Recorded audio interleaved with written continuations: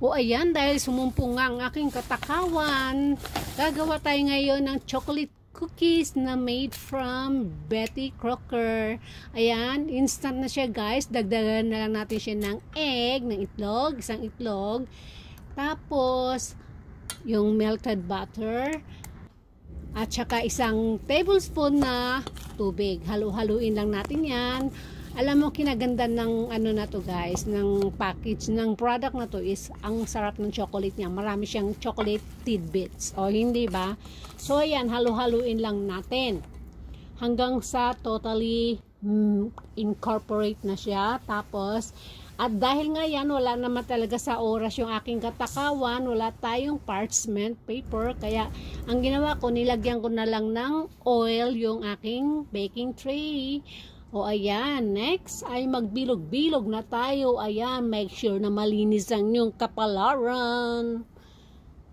Mag-ikot-ikot na tayo, magbilog-bilog na tayo, gawa na tayo ng bilo-bilo. Ayon sa inyong sukat na gusto. O ayan, 'di ba? Ayan, natapos na tayo. So ayan na. Takam na ako at amoy na amoy ko ng chocolate. O diba, bumubukol-bukol pa yung mga chocolate pieces niya guys. Tsaka ano yan, dark chocolate kasi yung gamit nila dyan. Kaya masarap siya. Medyo healthy, although sweet talaga siya. Pero minsan naman magkaroon naman tayo ng cheating day. O hindi ba? Dumadating talaga tayo sa punto na natatakam tayo sa mga alam mo na. O ayan, tapos kumuha ko ng kutsara, iplaplat ko lang yung tok-tok.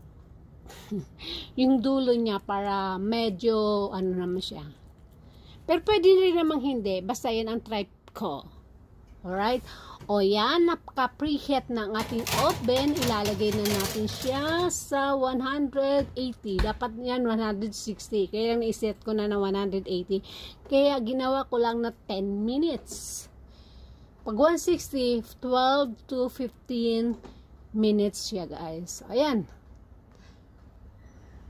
Charan! O, yari na ang ating cookies. So, handang-handa ng aking bibig, ang aking tiyan, ang aking mga bulate sa pagkain nito. Maraming salamat guys. Enjoy!